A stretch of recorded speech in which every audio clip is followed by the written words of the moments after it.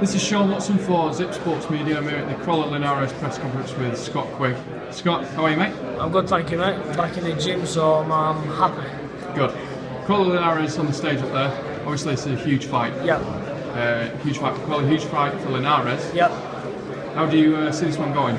So it's a massive fight. It's a huge fight for both of them, and a huge fight for British boxing. Do you know what I mean? It's another big fight that's happening in Britain, and these are the fights people want to see. And I think it's going to be a real, tricky dog fight. I think Linares is he can do it all, but he's a pure boxer, and he's very, very classy, very skillful, and very good ring craft. He knows where to be and what to do at certain parts of the fight. Anthony, there's no quitting that fella, and he always finds a way. I don't believe Anthony will win on points, but I believe, as I'm saying to everyone, that Anthony will stop him. Anthony will win by stoppage. There you go. He'll grind him down and stop him.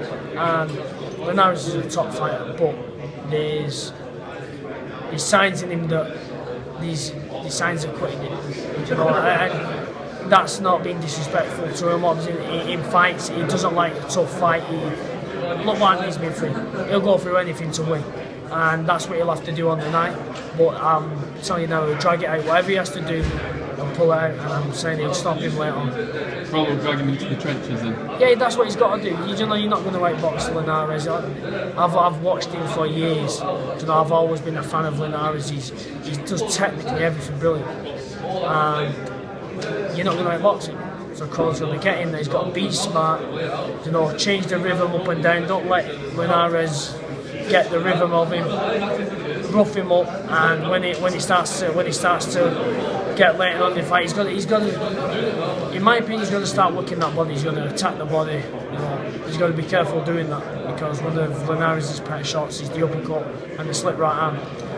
So he's a quality fighter. There's a lot of dangers there, but doesn't faze Anthony, and doesn't faze any of the team that are helping Crolla prepare. And we all believe in what he's going to do, and he'll have that Manchester Arena bouncing. Crolla always seems to be at the level required in every single fight. He always seems to step it up when it's necessary, whether it's British level or it's world level. Yep. He always seems to be there. That's a sign of a true champion. Again, you find a way to win. You find how to win. You find a way to win. It doesn't. People can have their opinions, but when them fights are made, when you're in that ring, you've got to. You adapt. He adapts to whatever he needs to do.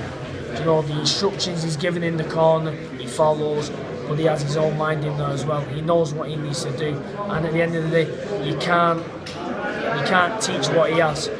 You've either got it or you've not, and he has, and he produces when he needs to. How are you? How's your jaw? How's it healing up? Oh, good. Jaw's 100% healed now. Back in full training.